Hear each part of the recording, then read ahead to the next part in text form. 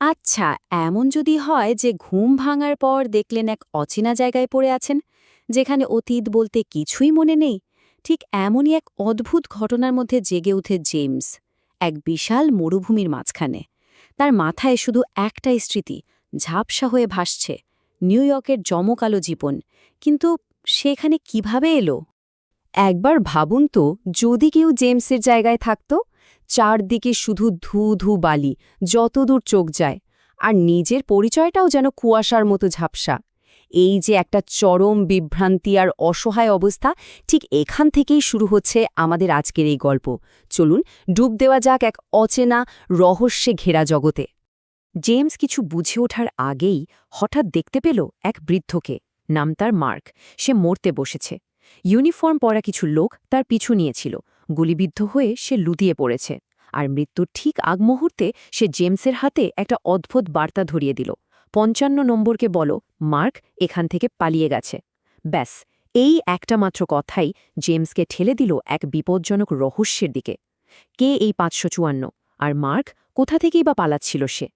মার্কের দেওয়া ওই সূত্র ধরে জেমস এসে পৌঁছাল এক আজব শহরে। নাম দ্য ভিলেজ। কিন্তু সেখানে তাকে স্বাগত জানালো শহরের সর্বেসর্বা এক রহস্যময় লোক, যে নিজেকে চিফ বলে পরিচয় দেয়। আর সেই চিফই জেমসকে দিল তার নতুন পরিচয়, নম্বর 6। ভাবা যায়, এই ভিলেজে মানুষের নামটাই মুছে ফেলা হয়, তাদের পরিচয় হয়ে যায় শুধু একটা সংখ্যা। আর এই ভিলেজের নিয়মকানুনগুলো তো আরও অদ্ভুত, আরও কঠিন। যেমন ধরুন, এখানকার বাসিন্দাদের কোনো নাম নেই, সবাই একটা নম্বর মাত্র। কেউ যদি পালানোর চেষ্টা করে, তার মানে সোজা মৃত্যু। কারণ রোভার নামের বিশাল এক সাদা বল আছে, যে কোনো পলাতককে ধরে ফেলে বা শেষ করে দেয়। আর সবচেয়ে ভয়ের কথা কি জানেন? চারিদিকে চিফের গুপ্তচর ঘুরে বেড়াচ্ছে। তাই নিজের অতীত জীবন নিয়ে একটা কথাও বলা যাবে না। এটা এখানকার সবচেয়ে বড় নিষেধ। ভিলেজের কিছু বাসিন্দার, যাদের মধ্যে জেমসও একজন, মাঝে মাঝে তাদের আগের জীবনের কিছু ঝলক মনে পড়ে যায়, স্বপ্নের মতো। এদেরকেই বলা হয় ড্রিমার্স। কিন্তু এই স্মৃতি এখানে এক ভয়ঙ্কর অপরাধ। চিফ যদি একবার জানতে পারে যে কেউ একজন ড্রিমার, তাহলে তাকে একেবারে গায়েব করে দেওয়া হয়। বুঝতেই পারছেন, ড্রিমারদের তাই নিজেদের পরিচয় লুকিয়ে বাঁচতে হয়। জেমস কিন্তু হাল ছাড়ার পাত্র নয়। সে যতবারই পালানোর চেষ্টা করে, ততবারই অদ্ভুতভাবে ব্যর্থ হয়। সে অবাক হয়ে দেখে, দূরের টাওয়ারগুলোর দিকে এগোলে টাওয়ারগুলো যেন আরও দূরে সরে যাচ্ছে। কি আশ্চর্য! এই সব অবাস্তব ঘটনা জেমসের মনে একটাই প্রশ্ন জাগায়: এই ভিলেজটা কি আদৌ সত্যি, নাকি এর পেছনে এমন কোনো রহস্য লুকিয়ে আছে, যা চিফ সবার কাছ থেকে আড়াল করে রেখেছে? তাহলে কি এই ভিলেজের আসল রহস্যটা?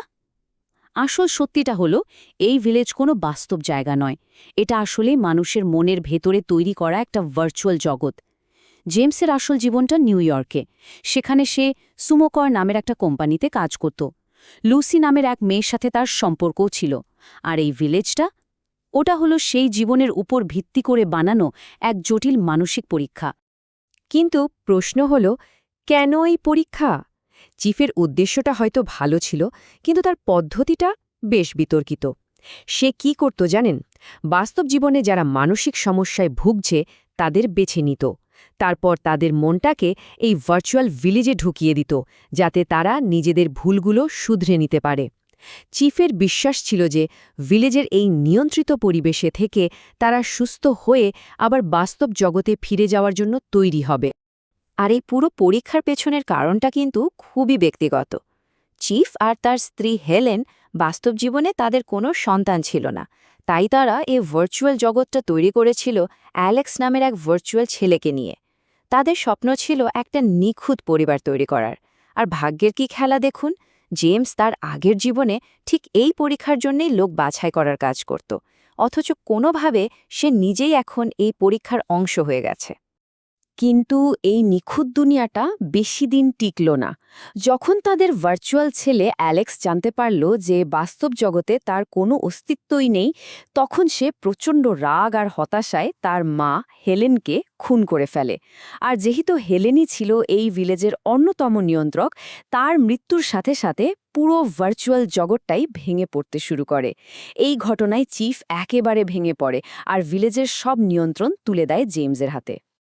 গল্পের শেষে এসে আমরা কি দেখলাম, যে জেমস একদিন এই ভিলেজের এক অসহায় বন্দী ছিল। সেই জেমস আজ এর রক্ষক। সে চিফের প্রস্তাবটা মেনে নেয় আর ভিলেজের নতুন নিয়ন্ত্রক হিসেবে একটা বিশাল দায়িত্ব কাঁধে তুলে নেয়। তার এখন নতুন লক্ষ্য হল ভিলেজের বাকি বাসিন্দাদের সাহায্য করা, যাতে তারা নিজেদের সমস্যা মিটিয়ে একদিন সুস্থভাবে বাস্তব জগতে ফিরে যেতে পারে। এই পুরো কাহিনীটা আমাদের একটা গভীর প্রশ্নের সামনে এনে দাঁড় করায়। একটা সুন্দর, নিয়ন্ত্রিত বিভ্রম কি কঠিন, নিষ্ঠুর বাস্তবতার চেয়েও ভালো? চিফের পদ্ধতি হয়তো ভুল ছিল, কিন্তু তার উদ্দেশ্য তো ছিল মানুষকে সুখী করা, তাই না? এই প্রশ্নের উত্তরটা হয়তো এক একজনের কাছে এক এক রকম। আর এটাই এই গল্পের সবচেয়ে বড় শক্তি, যা আমাদের নিজেদের বাস্তবতা নিয়ে নতুন করে ভাবতে বাধ্য করে।